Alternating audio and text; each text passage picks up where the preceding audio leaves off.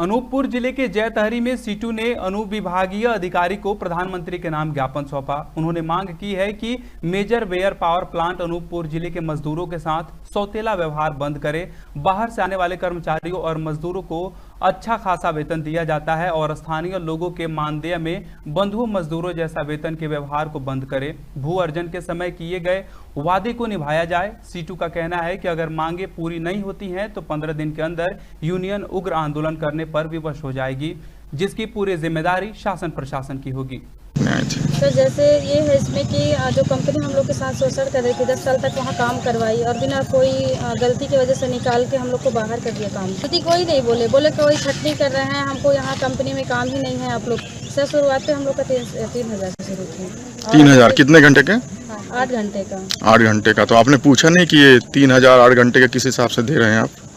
तो बोले ये कंपनी का काम है, इसमें आपको करना ही पड़े, क्योंकि जो दस्तखत करते हैं आप कॉन्ट्रैक्ट बेस में जो दस्तखत है वो आप खुद करके दे रहे हैं। तो हम 3,000 में काम करने के लिए तैयार हैं। तो आज आपको निकाल दिए गए हैं? जी सर, 10 साल से हम लोग काम कर रहे थे, हमको निकाल दिए गए। फिर आपने कहाँ शिकायत किया? सर हम शिकायत तो यहीं आके अपनी जो यूनियन संघ है उस पर भी आते हैं, क्योंकि वहाँ बोलने से तो कोई फायदा है ही नहीं। क्या समस्या है गणेश प्रसाद जी जिससे आप ज्ञापन सौंपने आए हैं साथ में? मेरे को नोटिस मिला था यहाँ कलेक्टर से काम के लिए, जिसमें से मैं 5 महीना करीबन काम किया हूँ। एक छोटी था मेरे साइड में, त्रिदीप दत्ता कहके, वो अंदर मांदर गाली करके मतलब मेरे से शोषण किया और मेरे को कंपनी से भगा दिया गया। इसकी शिकायत में शासन प्रशासन हर जगह किया, बाकी आज तक मेरा कोई सुनवाई नहीं हुआ है।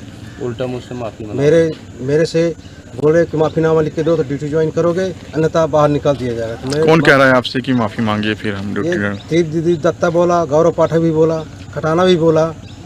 प्रबंधन बोल रही है कि आप माफ़ी मांगिए। हाँ, तो बोला भाई मैं क्या कसूर है मेरा, तो मैं माफ़ीनामा लिख के दूंगा।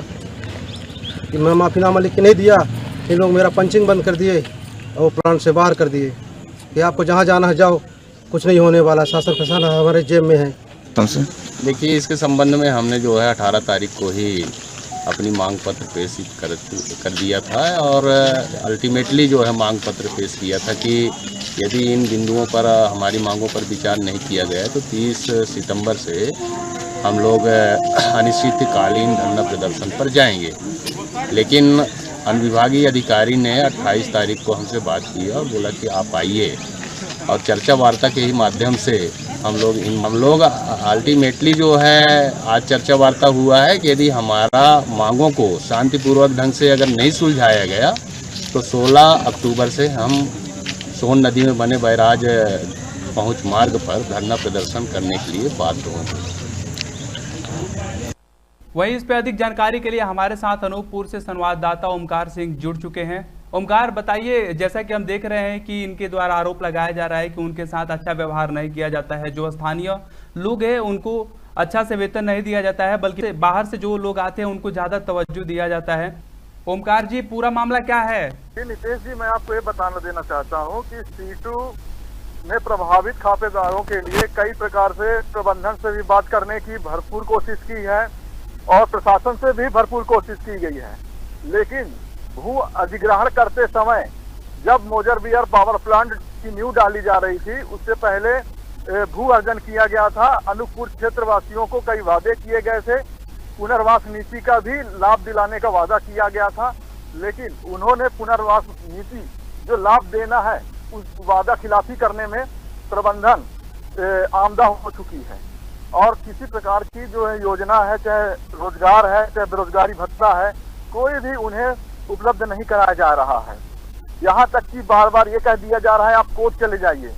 तो उनका ये कहना है, जैसे कि कल बैठक हुई थी एसडीएम साहिबा के साथ में, जो जैतहरी अनुविभागीय विभाग की अंजलि द्विवेदी जी हैं, तो उनके तरफ से भी बार बार यही कहा जा रहा था कि आप कोर्ट चले जाइए।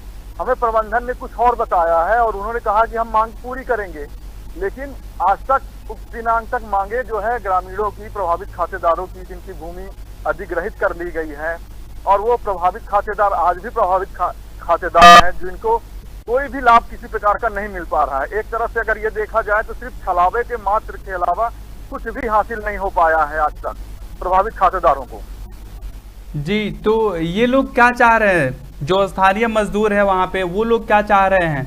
वो लोग चाह रहे हैं कि उनकी जो जमीनें अधिग्रहित कर ली गई थी, जिनको खेती करके अपना परिवार का भरण पोषण कर रहे थे, आज वो परिवार का भरण पोषण करने में नाकाम साबित हो रहे हैं, दर दर भटकने को मजबूर हो गए हैं।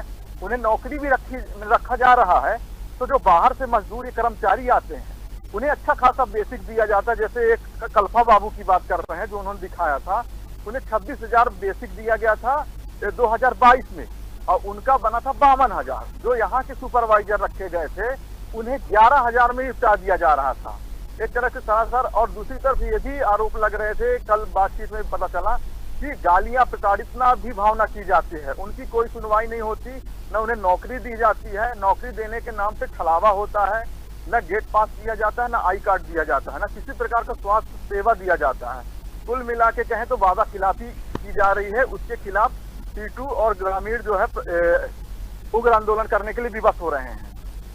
जी बहुत बहुत धन्यवाद ओमकार जी हमारे साथ जानकारी साझा करने के लिए।